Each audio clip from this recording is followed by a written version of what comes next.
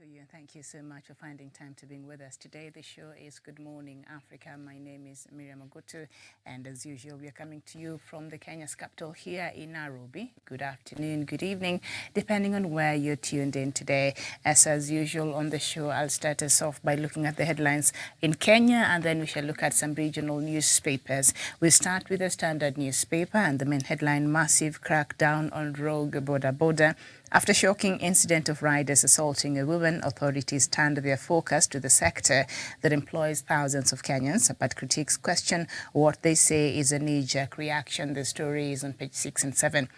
And then just up there, Raila reaps the fruits of the handshake. As we know, today marks the 4th anniversary after that famous handshake between President Uhuru Kenyatta and opposition leader Raila Odinga in 2018 on the front of the president's office at Njogo House. So we shall look at a bit of that in our conversation this morning. The story is on page 4.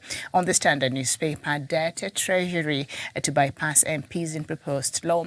You'll find that on page 8, and Ringera's fresh bid to save football, that is on page 48. And just down there, US slaps travel ban on Sonko and his family. The decision to bar the former Nairobi governor, who was impeached by his county assembly, was communicated by officials from the American embassy in Nairobi. This story is on page 15. On the Standard newspaper, and of course the main pictorial there is International Women's Day, and Gender Cabinet Secretary Margaret Kobia left, joins President Uhuru Kenyatta and First Ladies Margaret Kenyatta of Kenya and Rwanda's Jeanette Kagame, who is on the right during this year's International Women's Day celebration at the Kenya School of Government in Lower Kabete in Nairobi yesterday. The story of that event is on page 10 and 11 on the Standard newspaper. We turn our attention now to the Star newspaper. The main headline: a case says that forced the US to ban Sonko. A former Nairobi governor dismisses visa ban, insists it is a political witch hunt. The story is on page 4 and 5. Azimio flag bearer Kalonzo and Raila close ranks ahead of presidential candidate unveiling. The story is on page 6. And then the main pictorial: Bodaboda operators arraigned as women protest. You'll find that we'll look at that inside the newspaper. And then most Kenyans have had COVID-19 and developed some immunity, says Ministry of Health. I agree to that. The story is on page 3. Election chaos on horizon must be averted, warn UN and foreign envoys, and that is under the drums of war. And smear Kenya's image. Ruto's budgeted graft claims insult to Kenyans. See legislators. That is on page 8 on the Star newspaper. And then we look at the Daily Nation. The main headline: the fall of Mike Sonko, accused of significant corruption by the US. The former Nairobi governor and his family have now been banned from setting foot in America territory. How did this former ruler of one of Africa's most important capital fall from grace to grass so fast? That is on page 2, 3, 4, 5, 6, and 8 on the Daily Nation. Uhuru orders Bodaboda crackdown. At least 500 arrested in countrywide operation ordered by President Kenyatta following widespread condemnation after a video of a woman being sexually harassed went viral. The president also announced that all riders will be registered afresh. You'll find that on page 10. And Ruto's UDA party rakes in over 350 million Kenya shillings in nomination fees. That is on the bumper harvest on page 13. And on exams, KCP candidates start the wait for results. Pupils will complete the last paper, social studies and religious education, at 10:45 a.m. and begin the wait for the results that will be followed by placement in secondary schools. The story is on the back page. And handshake at 4. From BBI to Azimio la Umoja, the handshake continues to divide political opinion. DP Ruto has blamed the handshake for the government's poor performance in its second term, assertions the president has repeatedly dismissed. You find that on page 12 and 13 on the Daily Nation. And just, I think that is what we have. So let me just take us through quickly on some of the regional newspapers from across the continent. And we start with The Guardian from Nigeria. The main headline, Court sacks Umahi, deputy axes 16 lawmakers over defection. That is what we have. And on the Punch, still from Nigeria, man warns of hyperinflation. Subsidy hits 400 naira, diesel 625 naira, and aviation fuel hits 580 naira per litre. Air travelers stranded to pay more, and we rely on diesel. Rising price means higher cost of production. That is according to MAN. I don't know what that is, but I think it's an organization, an institution there in Nigeria that is on the crude oil prices that have been on the increase for the past couple of months now in Nigeria. And so that is what we have. And then we move on to Zimbabwe. ZEC dares Chamisa, that is the Zimbabwean Electoral Commission, dares Chamisa, that is the main headline. And surge in COVID-19 admissions worries government, that is there in Zimbabwe. And COVID bids to end political violence, that is also from Zimbabwe on the Daily News. All sets up special courts around Zimbabwe for all such cases. And then we move on to The Citizen from Tanzania. Revealed plans to uplift women. You'll find that as the main headline. Climate change is a $23 trillion US opportunity.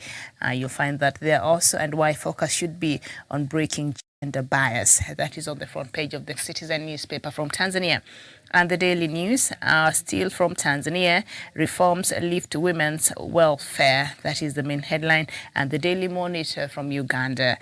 General Muhonzi puzzles in Twitter retirement. I think that was a conversation that was making headlines across, trending yesterday on Twitter. General Muhonzi, we know, the son of Ugandan President Yoweri Museveni, he tweeted that he's retiring from his army after, I think, 28 years of serving. And a lot of Ugandans were asking, I mean, if you're retiring from the army, there are some protocols that have to be followed.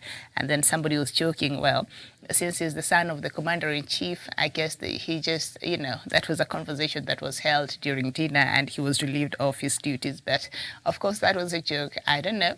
But there are protocols that have to be followed for you. I mean, you just can't resign from the disciplined forces like that. So maybe this is something that has been going on. So finally, he gets to tell the world of his intention to leave the army. I don't know if they're prepping him to be the next president, because I know he's been jostling and positioning himself, maybe to take over after his father, who has served Uganda now for, 37 some years, close to that.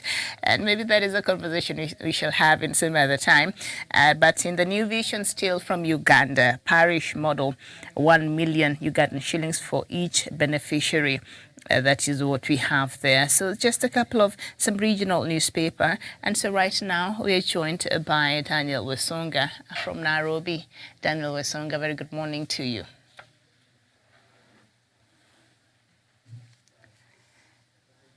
Wesonga, can you hear me? And a very good morning to you.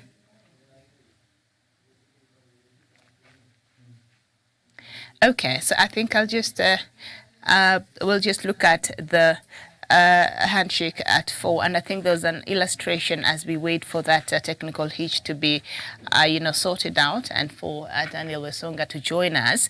There is a breakdown on Raila reaps the fruits of handshake, the handshake at 4 years old, and the story is on page 4 of the Standard newspaper. Will Uhuru and Raila handshake take them to the promised land?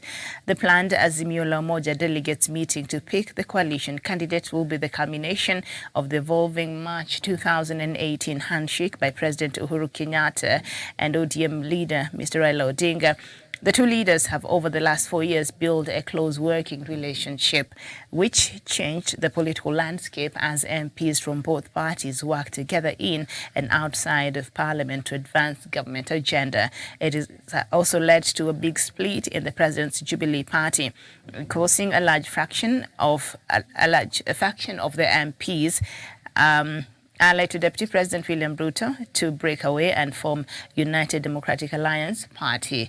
Mr. Kenyatta and Mr. Odinga first presented the handshake as a goodwill gesture for the sake of peace and development. Some people today are behaving as if they were not in this country. There was a lot of hatred, and some regions were even saying they were ready to secede, said Mr. Kenyatta during a Jubilee National Delegates Conference 2 weeks ago. And of course, Dr. Ruto, however, argued in 2018 that the invitation of the opposition into government was a bigger power play and kicked off a rebellion in the Jubilee Party. And so I don't know if Sonko, you can hear me. A very good morning to you.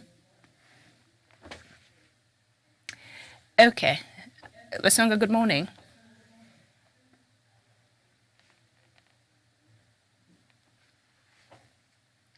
We seem to be having an issue with the connection of our Sonko. So once he's able to join us, we will continue there. Hopefully that can be worked out quickly. Now the story on page 4, handshakes evolution. Let's just look at that. How many handshakes perhaps we've had in this country? But let's just start with that. What necessitated this handshake? Sonko, good morning. Can you hear me now? Yes, a very good morning to you, Miriam. Are you able to hear me? Yes, we can hear you. It is a technical hitch on our part. Good morning to you. Good morning to our viewers here in Nairobi, Kenya, East Africa, and the rest of the world. It is my pleasure to be on the conversation this morning. All right, so we're looking at today marks the 4th anniversary of the famous handshake between President Uhuru Kenyatta and opposition leader Raila Odinga. And of course, that was necessitated after the acrimonious election we had in 2017. So on August 12th, 2017, IEBC declares Uhuru Kenyatta the duly elected president of the Republic of Kenya. And in August 18th, 2017, NASA presidential candidate Raila Odinga and running mate Kalonzo Musyoka filed petition in court to challenge Uhuru's win. September 1st, 2017, Supreme Court nullifies August 8th Uhuru win, orders for fresh presidential elections. October 28th, 2017, Kenyans go for fresh presidential election in compliance with Supreme Court orders. NASA boycotts the repeat process. October 30th, 2017, Uhuru declared winner of repeat election. On November 28th, 2017, Uhuru Kenyatta inaugurated, begins his second term. And on January 30th, 2018, Raila sworn in as people's president at the processional way of Uhuru Park proceeded by a series of protests. And on March 9th, 2018, Uhuru and Raila shake hands on the steps of Harambee House. And on November 27th, 2019, Uhuru unveils Building Bridges Initiative. February 23, 2021, County Assemblies approve BBI report. And May 13th, 2021, court nullifies the entire BBI process. And in August 2021, Raila launches Azimio la Umoja while in Nakuru County. And in February 26, 2022, Jubilee Party NDC, Uhuru Kenyatta announces formation of a giant coalition. Now, some of the fruits from this handshake boost in investor confidence to undertake business in Kenya due to prevailing peace. And ODM leader made African Union hybrid representative for infrastructure and enjoys various state legacies. And then the birth of the Building Bridges Initiative, and then the other gain of fruit from this handshake, great progress in development, especially on infrastructure in Nyanza, with Uhuru making frequent visits to the region. And then the other benefit, a purge on graft went a notch higher. And Raila enjoys unrestrained access to the president, and Raila endorsed by president for top seat in 2022 elections, with the president vowing to play a key role in campaigns, among other benefits that we've seen play out since this handshake. So just looking back at Daniel 4 years ago and where we are today, I don't know what you make of this handshake between President Uhuru Kenyatta and Raila Odinga. Miriam, I still believe, just like a majority of the Kenyan people who love peace and the progress of this country, that the handshake is the greatest thing that ever happened to this particular republic. You know, without the handshake, we used to have political tensions everywhere during the week and each coming day. And that really had a very, very big brunt on the way we were running our economy and just our national image in particular. You know, even investors would have been afraid to come to invest into Kenya because, you know, we were always having people demonstrating on the streets. We had tensions between the opposition and the government of the day, each coming day. So to me, I believe the handshake is the best thing that ever happened, because ever since we had the handshake in March of 2018, we have never had people going to the streets. We've never had the boiling political tensions that are used to ravage this country's economy. And therefore, it is a very, very wise decision that the president made, and also for the former prime minister to be able to go shake hands and tell their supporters that this country is bigger than the political interests of the day. And we have been able to see the handshake being replicated in other countries. We've seen in Tanzania, we've seen, various leaders across the globe also trying to reach out for their political nemesis, just to work hand in hand and be able to deliver on the legacies and the service deliveries to their citizens. So I think, Miriam, it was a good show of unity of purpose, and that is why today you even see that Kenya has been able to achieve tremendous progress when it comes to infrastructural development and all those sectors. Even the economy has been booming, despite the fact that we had the pandemic. Now you can imagine if all these were happening, the demonstrations, the high political tensions were happening during the pandemic, it would have been it would have been a double tragedy, so to say, for our economy. But thanks goodness, the pandemic came when we were having the handshake, and therefore we did not see even people going to the street to complain because of this and that. But we stood together in solidarity, and we were able to perhaps maybe help our economy stand tall despite the shortcomings and all that. And maybe one thing you also have to maybe give it to the former Prime Minister, Raila Odinga. You realize that when he was the opposition leader, he used to have the positive criticism of the government. Raila Odinga could come out to complain about something in government, but to go ahead also to give resolutions or maybe ideas on how best the government could tackle these problems. It is not like the kind of stuff that we are seeing with William Ruto, where they are very keen to correct the government, but when it comes to giving ideas on how best the government could do it, nothing actually is forthcoming. So it turns out to be unconstructive criticism, criticism just to make the government unpopular, to poke holes in the legacy of the government and its service delivery, without necessarily giving any alternative ideas to it. So that tells you that actually that is not criticism, Miriam, but rather sabotage. So to me, I think the handshake was quite a very good thing, and I believe the opposition of today, that is the UDA people, should borrow a leaf from the former opposition leader, because right now William Ruto and Raila Odinga have changed roles. One is actually pro-government, and he's actually doing well in maybe working hand in hand with his brother in completing the government projects in terms of advisory, and the other one has turned out to be the saboteur, who is within government and earning government money in terms of salaries, stipends, and all other perks that comes with his office, and rather he's not doing quite a good job in even giving alternative ideas. Whatever he is telling Kenyans is that President Uhuru Kenyatta has done this and that, and in 2022 we are going to change that. What is he going to change exactly? What is he going to bring on board? Why hasn't he brought it right now when he is still the Deputy President of the Republic of Kenya? Does it mean that he cannot talk to his boss and be able to share these incredible ideas that he is having, so that they can be implemented earlier than maybe before we have the August polls? So Miriam, I believe the handshake really, really saved us from a scenario where maybe the insiders in government will have sabotaged the same government from within, which would have been so much disastrous to the service delivery of this country. And you can see the way they are making noise outside government right now. It tells you that these were people who had ill intentions, who had sinister motives to actually bring down the government of the day. So the handshake, to me, I believe it killed two birds with one stone. And in that regard is that they were able to quell the kind of political tensions that were rising in the country from the opposition zones. And number two, it was actually able to also quell the kind of rebellion and sabotage that was happening within government, and therefore giving the president an ample time to be able to complete his legacy projects, Miriam. I submit. Very well. Thank you, Daniel. And of course, there has been a section of politicians, of course, led by DP's camp and his allies who have not been very happy about this handshake. Matter of fact, it has been one of his talking points during his recent visit. I don't know if he's done with his UK, tour.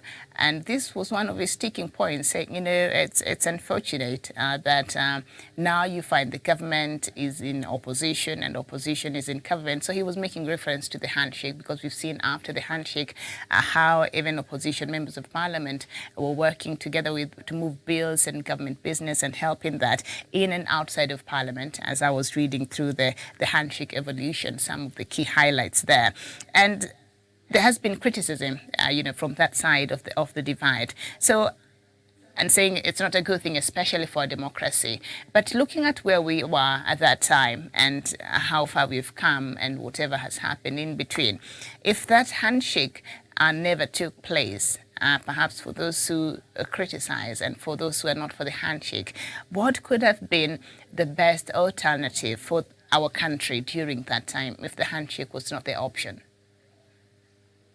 Miriam, I don't believe maybe if the handshake was not an option, we would have any better alternative, because we would have people still demonstrating, we would have people still calling for secession, and it would have really, really taken the country apart. Those kind of tensions that we had post 2017 presidential election would have actually ripped apart this country, because remember, more than 50% of people did not actually go to the repeat elections. So the president will be leading half of the country, whereas the other half of the country will have felt disgruntled. And remember, also within government, some of the few selfish individuals were capitalizing on this division between government. And that is why the president said the other day in Sagana 3 that the deputy president used to tell him that Kangumu, knowing that once he stays maybe headstrong on not wanting to maybe mend fences with the opposition and their supporters,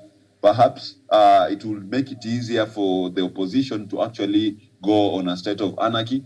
And with William Ruto having a big numbers of people inside parliament and government, they would have actually started to initiate an impeachment motion against the president, because they will say that the president has been deemed unable to govern the country, because the country is actually falling into anarchy under his watch. And that is what they were looking for, Miriam. Let no one lie to you. William Ruto was looking to get into power through a back door, and that is why actually his boss does not feel that he is a man worth being trusted. Why didn't Moi want to see William Ruto after working with him for a long time? Why doesn't Raila Odinga want to see him face to face? Because he's so very much conniving, Miriam. He's a person who is driven by nothing but his own selfish personal interests. And those were the things that they were trying to do in the government of President Uhuru Kenyatta. All those corruption scandals, all that massive looting was actually to cripple the government. They are doing it for their own selfish interest, but on the other side also they are aiming at seeing on how best they can be able to hijack powers from the president of the day. And that is why yesterday Dr. Masanga mentioned about spies, the people who had been strategically positioned in the office of the president, in that they could even inform the deputy president the kind of color of a suit and tie that the president was wearing. They could pass the information to the deputy president. If we had such people close to the president, that was a security threat to even the well-being and the security of the president. If they can inform the deputy president that the president today is wearing a red tie, is wearing a white shirt and a black suit, then why would they even mention to the president, the deputy president, the kind of food or maybe the kind of car the president is being driven in that particular morning or afternoon or evening?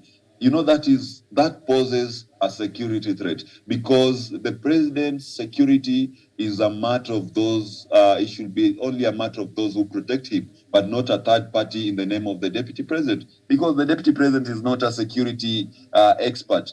And I believe if such important information is leaked to the deputy president, who is not a security expert, he might not be able to know how to handle it. And by coincidence or maybe by bad luck, if he's within a person who does not maybe think about the president in quite good terms, that could be actually turn out to be a very tragic security breach that could put the life of the president at risk. So to me, Miriam, I don't. I believe it would have been bad. They wouldn't have been. They wouldn't have been there an alternative to that. You remember, it reached a time even where William Ruto seemed to be running a parallel government within government. You know, he's moving around with certain MPs who are not pledging their allegiance to the Jubilee government. Rather, they're strictly and more specifically putting the allegiance to the deputy president of the Republic of Kenya and not the president. And that tells you that these were people who are forming a mafia and a rebel group within the same government or the same party that elected them. So, Miriam, to me, I believe without the handshake, today we will not be talking of maybe even the Big Four agenda. We wouldn't be talking about the legacy of the president. Rather, we will be maybe even talking about something else. Or even today, we'll be having William Ruto as the president of the Republic of Kenya. Who knows? Because if his evil plans will have succeeded, then it would have been a different story. The course of destiny and the history of this country would have changed for good. So, Miriam, I believe the handshake was a necessity and not maybe a matter of a convenience or maybe just by the way. I submit. Okay. Thank you. Of course, another story that is trending right now on page 15 on the Standard newspaper, how King of Bling lost his shine after painting town red. Controversy may as well be Mike Mbuvi Sonko's middle name. Few politicians can match his penchant for quoting it. Whether he is being restrained by his security team as he punches a wall during a demonstration, or he is showing up at the scene of a terrorist attack while taunting a gun. But who is the real Mike Sonko? Is it the darling of the poor in Nairobi, who every election year come out in drives to elect him, irrespective of the seat he guns for? Why, for instance, did they grant him an overwhelming mandate, giving him a sweeping victory with over 832,000 votes when he sought the governor's seat in 2017? Why do other political players believe he is not competent enough to execute the responsibilities bestowed on him by voters? But as we speak right now, on the same page, former Nairobi Governor Mike Sonko responded furiously to an American travel ban to the U.S., saying political machinations against him had now gone international and roped in the superpower. Earlier in the day, the U.S. government issued a public statement indicating the ex-governor and his family members of alleged involvement in significant corruption. Okay, and the ban affects Sonko, his wife Primrose Mbuvi, daughters Saumu Mbuvi and Salma Mbuvi, and another member of the family described as Sonko's minor child. The bans were issued under Section 7031C of the Department of State, Foreign Operations and Related Programs Appropriation Act. The Councillor for Diplomacy at the U.S. Embassy in Nairobi, Eric Watnick, said the U.S. believes that Sonko had, through kickbacks and contracts, embezzled public funds in his time as the governor of the country's seat of power. And I think I watched just a bit of part of the response by Sonko, and I think he was asking why him, of everybody else that has been mentioned in corruption, why did the U.S. decide to single him out? Sonko's trouble don't seem to stop now. Miriam, you know, the CIA is not the EACC or maybe the Kenyan DCI, where when they conduct the investigation, we end up watering it down by bringing in the political angle. And at the end of the day, because our politics are stronger than anything else, people go on saying that it is political witch hunt, or maybe it's just because of this and that, you know, very, very trivial reasons. And we end up losing a good case against corrupt individuals in this country. And you saw the way, the firmness by which the U.S. State, the Office of the State Secretary was actually giving these maybe directives regarding the ban on Governor Mike Mbuvi Sonko and the family. And this is not the first individual to be banned from traveling to the U.S. We have people like the former AG, Amos Wako, who comes from a village. who was also banned together with his family from traveling to the US. And it was not actually corruption related, but rather it was maybe claimed that he aided corruption during the Nyayo era. So Governor Mbuvi Sonko should not be the one to run out there to complain that why always him, The US does not have any interest in Kenyan politics. And if it were, then so many people would have been blocked from even contesting for public office. William Ruto will not even have been allowed to vie in 2013 because he had been implicated in serious matters in the ICC, and also he had some serious corruption cases. So whenever you see the CIA actually conduct an investigation and be able to recommend such drastic measures against an individual, just know there is more than meets the eye. And yesterday I was telling a friend, for Governor Mike Mbuvi Sonko, it could be even beyond, just the corruption. Corruption has a wider meaning, Miriam. Corruption is just not only maybe stealing of public money. Corruption also involves even dealing in other unscrupulous business deals and other stuff that I wouldn't want to mention on this particular platform. But that is what it is. And if Governor Mike Mbuvi Sonko has been found guilty of that by the CIA in their own jurisdiction or maybe their own judgment, then be pretty sure they have really done their homework. And there's no way he can claim that why is this happening only after he has declared to become the governor of Nairobi once more. Even the court does not allow him to vie again, because as the law as it stands, it says that any impeached leader cannot be able to vie for any other office in the land. So I don't know which office was he going to run, under which country, which democracy. But to me, I believe he's just trying to brush it off. But all we know is that the CIA or America, it's a very, very independent jurisdiction, and it can actually now show Kenyans that if we can put aside our political maybe bias, then we will be able to combat corruption. Because if it were in Kenya, today people will be holding press conferences. People would actually be demonstrating in solidarity with Governor Mike Mbuvi Sonko. You will see politicians actually coming out to refute such claims and such maybe what they believe it's being unfairly targeting Governor Mike Mbuvi Sonko. But why haven't you seen them coming out demonstrating against the CIA?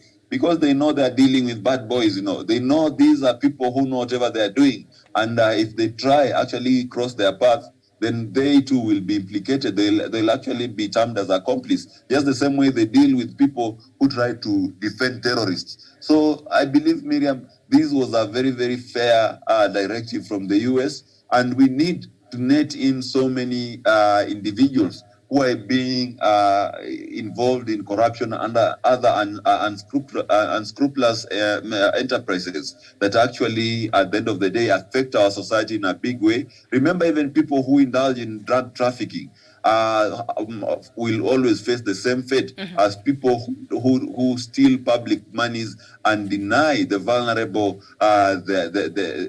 their basic services and amenities in slum areas and other vulnerable societies. So to me, I believe the CIA did its best. It did a very, very thorough investigation, and that can never be disputed in any court of law, by the way. And if he deems himself as being innocent, then I believe, rather than holding press conferences, let him go to even an international court or maybe a court in the US and be able to maybe file his case and on terms of defamation and all that.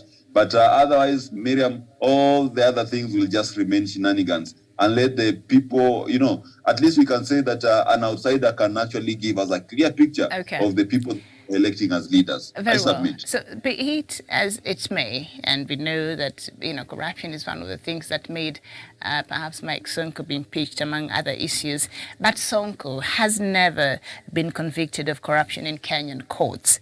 He was, however, impeached by the Senate in December 2020 over abuse of office charges. He challenged the impeachment at the High Court of Appeal, losing both instances. He has since indicated that he will challenge the impeachment of the Supreme Court, and on Monday, Sonko announced that he would be reclaiming his seat in the August general election. So as much as there are these claims, because as long as the court in Kenya, somebody has not taken Sonko, to the court, this will remain allegations. So how is it that there's all these claims and evidence that people say they do have, but nobody has taken Sonko to court to actually answer to cases of corruption? Where is the disconnect?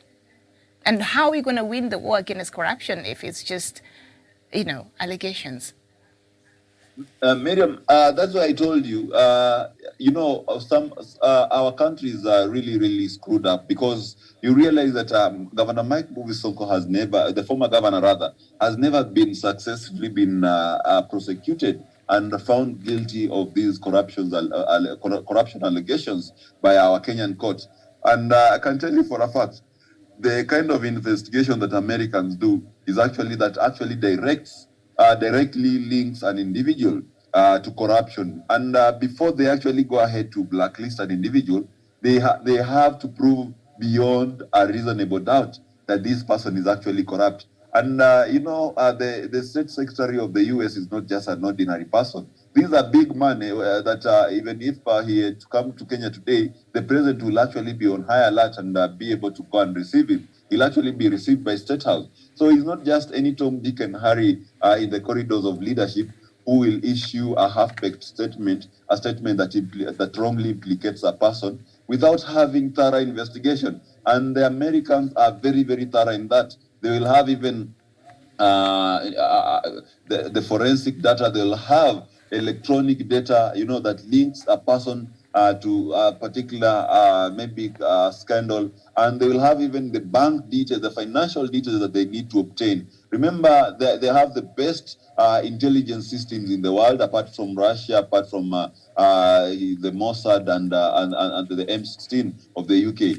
The US has been leading in the field of intelligence for quite a long time. So that tells you the kind of rot, the kind of ineptitude, and the kind of failure that we have in our criminal justice system. Okay. If the judges in our courts, if the prosecutors, if the investigative agencies have not been able to prove beyond any reasonable doubt that the former Governor Mike Mbuvi Sonko is corrupt before our justice system, or maybe even before our own people, but the U.S. has done its own investigation, and this evidence that has been presented to the State Department of the U.S. is beyond any reasonable doubt that this person was involved in corruption. Okay. Then we have to knock ourselves on the head and actually say that we failed as a country. Yes, and indeed. Because I really want us to move on to other matters, but yes. I agree with you, Daniel, what you're saying, because after the impeachment and this issue, some of these issues were raised, I was hoping that perhaps institutions like the EACC would now take up some of these issues that were raised and continue with the investigation further and see if they will prefer charges. But that has remained that. After the impeachment, it appears nothing else has been ongoing. So it's very interesting, and indeed you've poked holes in our justice system, and as well we should. Okay, somebody is sleeping on the job there.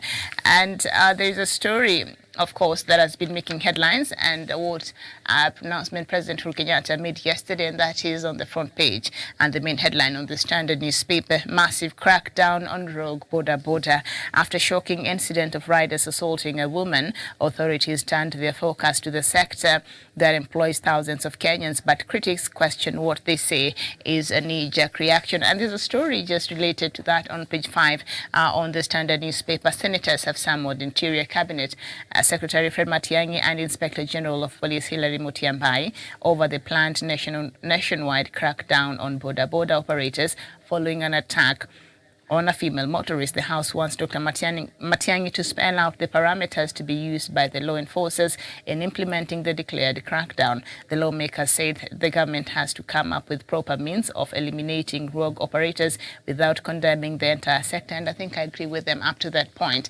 But the issue of Bodaboda and the menace that they have been, not all of them, but some, majority of them on our roads, especially here in Nairobi, has been ridiculous and is something that has happened for quite a long time. There have been cases that have played out even, on social media, in our media, but no action was taken. So this video, unfortunately, that surfaced after the incident happened on Friday, I think it surfaced on Monday, and now has forced the government to take action.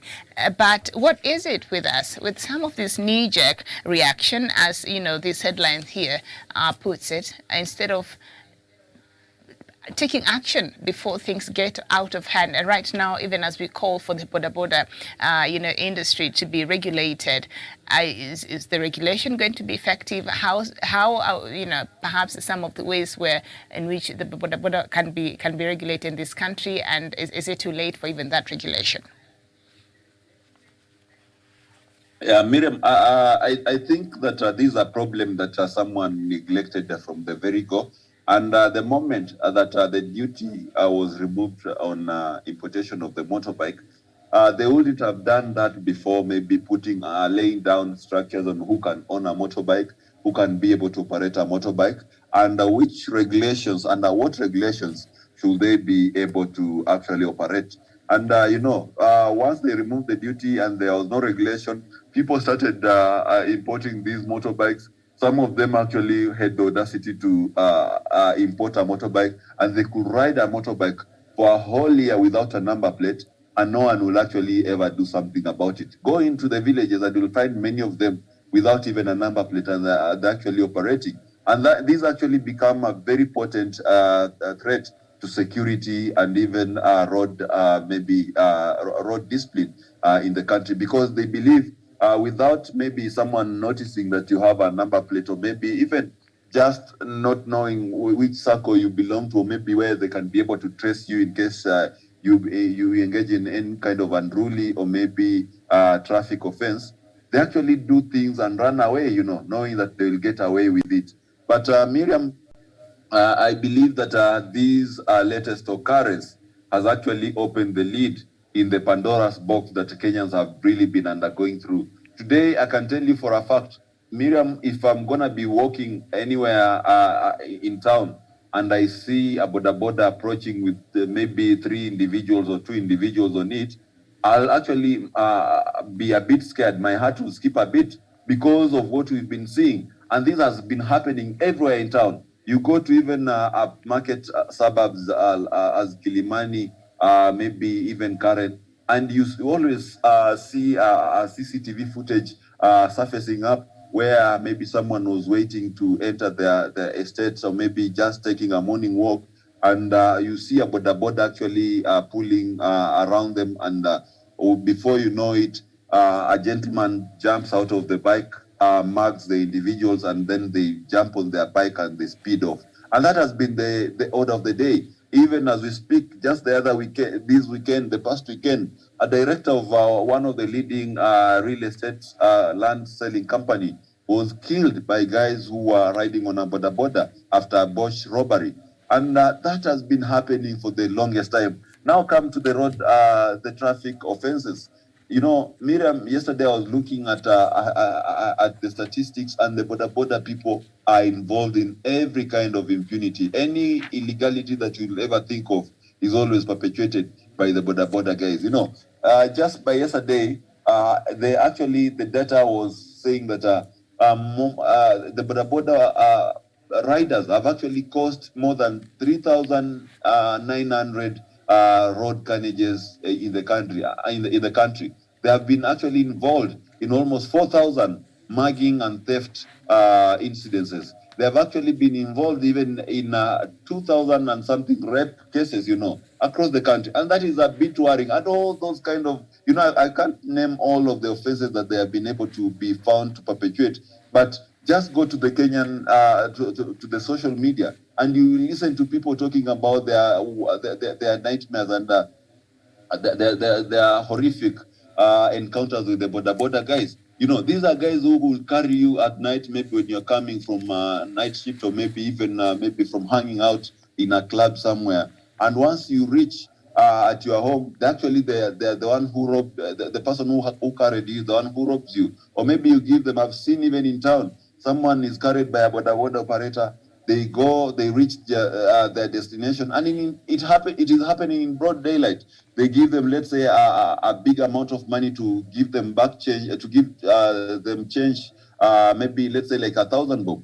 And once he sees that you've given him 1,000 bob and he's supposed only to take 200 shillings, they speed away with your money. So, and this is because they believe there's no regulation to even be able to trace them and be able to net them in and bring them before justice. So, Miriam, I believe this will be a very, very good starting point of making sure that we have regulation that can ensure that if any bodaboda operator actually commits a crime, be it snatching a phone from someone who is walking by the pavement, be it even driving recklessly and hitting a vehicle on the traffic, be it even overlapping and driving on the wrong side of the road. Today, I can tell you that, Miriam, it is even a problem using Google Maps, because Google Maps will direct you on the wrong side of the road. And why? It is because bodaboda operators have been using the wrong side of the road, unless until Google Maps also gets confused that perhaps this is the right way people should be using the road. Okay. But it is not. This is because of the impunity of the bodaboda riders. So you realize that you get lost in the city simply because some people have been frequently using that particular route, which is not actually acceptable. So, Miriam, we have to sort this particular mess, and we have to do it now, because the problem is that these people have been operating within the confines of impunity. Yes. And this is because because they've been knowing that no one can actually be able to watch them and to justice. And just as we speak, the Deputy Inspector General of Police has issued a directive on bodaboda operators across the country. And maybe if I could just read it, and it's saying, it is actually telling the police, the Kenya Police Service, that they are directed to mount an operation on bodaboda throughout the country, all the counties rather, and all bodabodas, all owners and operators must be registered with Bodaboda Safety Association. And any offense detected, e.g. motorbike without insurance or rider without valid road license, will be subject to court process. These operations should not also be used to harass other motorbike owners who are not involved in bodaboda business, e.g. those operating courier services, daily returns, or to be submitted to the police headquarters, showing, number one, the number of riders arrested, number two, the number of motorbikes detained, number three, the number of riders taken to court, number four, the amount of fine issued, number five, the number of motorbikes inspected, and number six, the number of unroadworthy motorbikes, and number seven, the number of motorbikes serviceable. So that is going to bring us to some kind of order, Miriam, I believe. I submit. Very well, thank you so much. Now moving on quickly to some other news on the Star newspaper, page 9. Legislators sitting at the Public Accounts Committee have said Deputy President William Ruto's claims of budgeted corruption during his US tour is an insult to Kenyans. Yesterday, the MP said the utterances dent the country's global image, especially when there is no communication from the Treasury.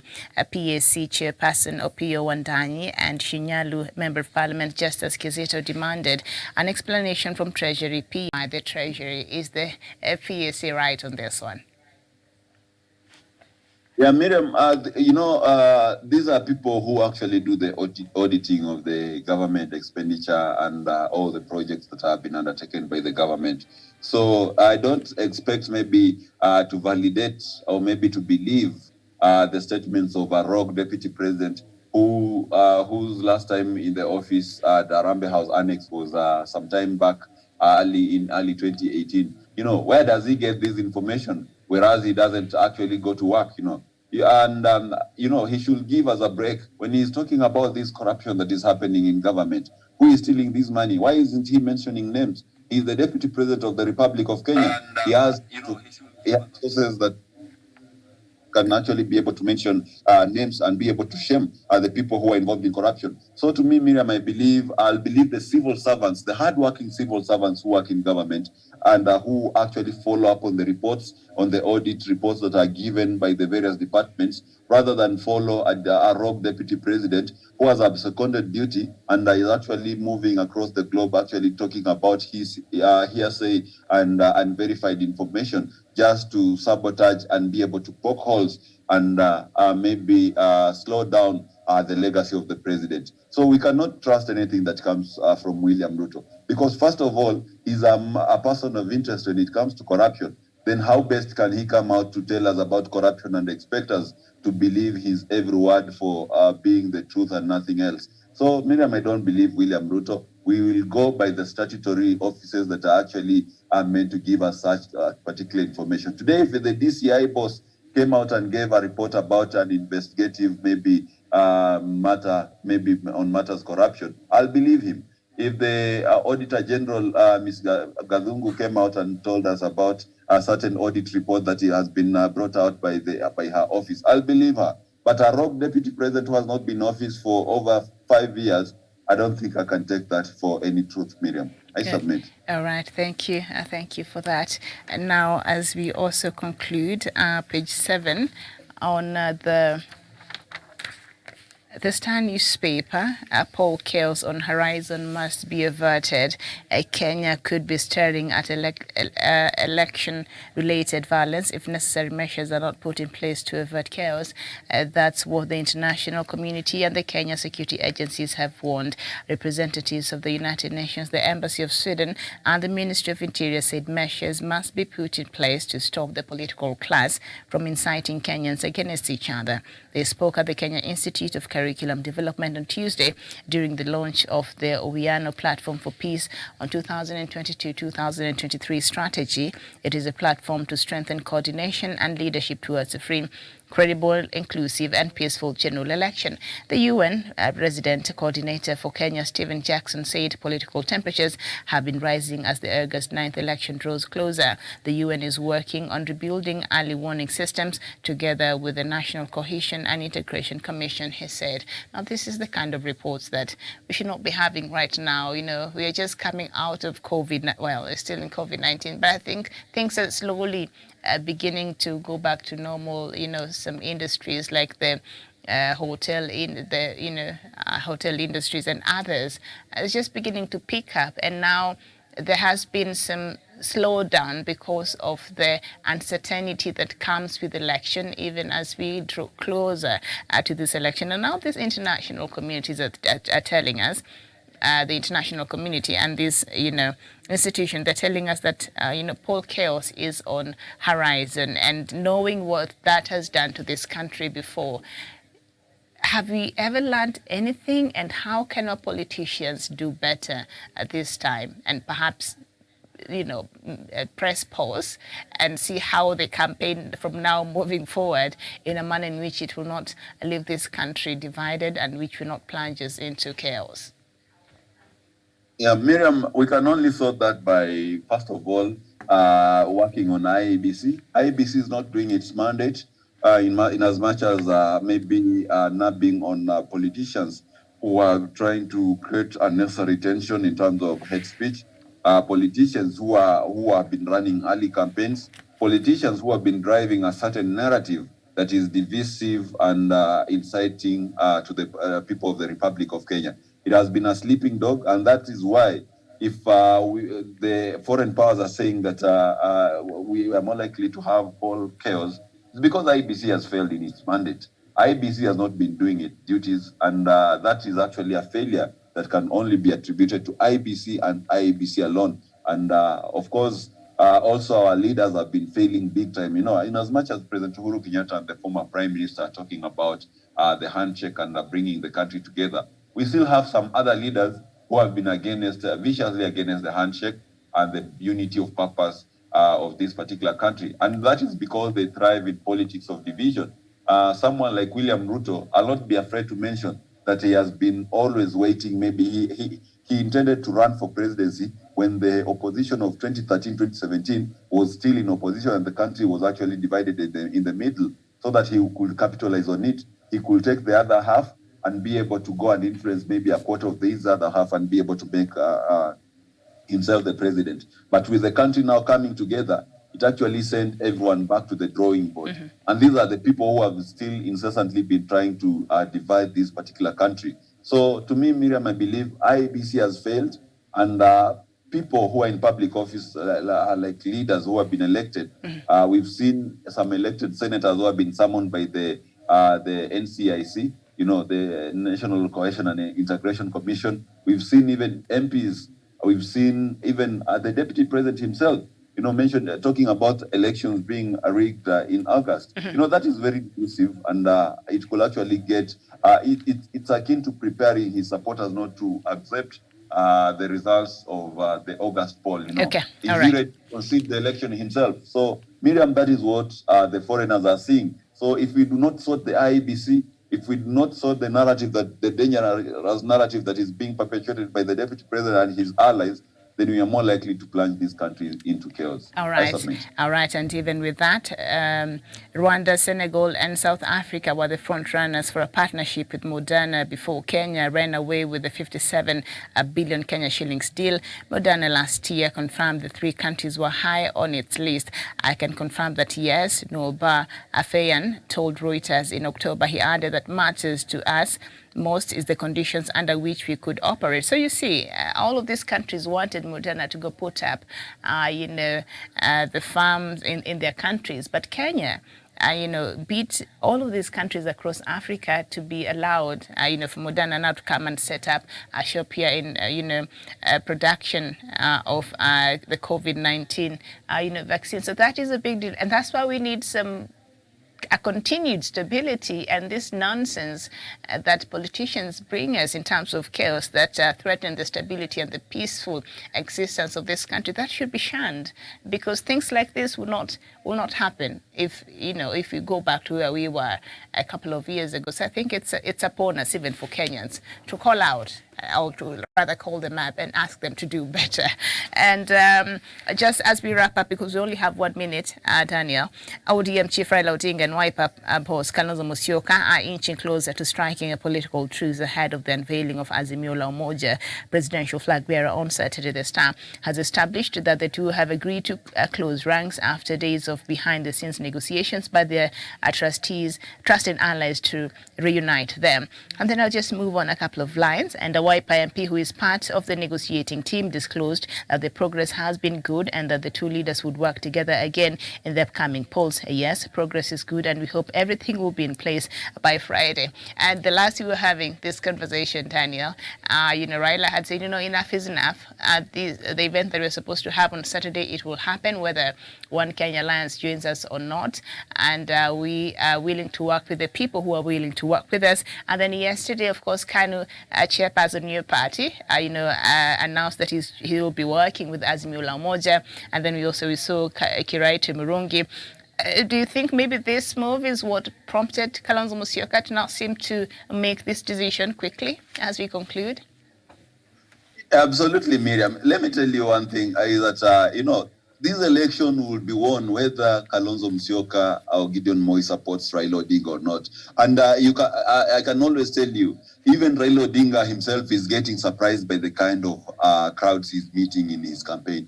And it is not the first time you've seen him actually wander in public, just by the number of people who have turned out to receive him. You saw lately in Machakos, he did not expect that in Mlolongo.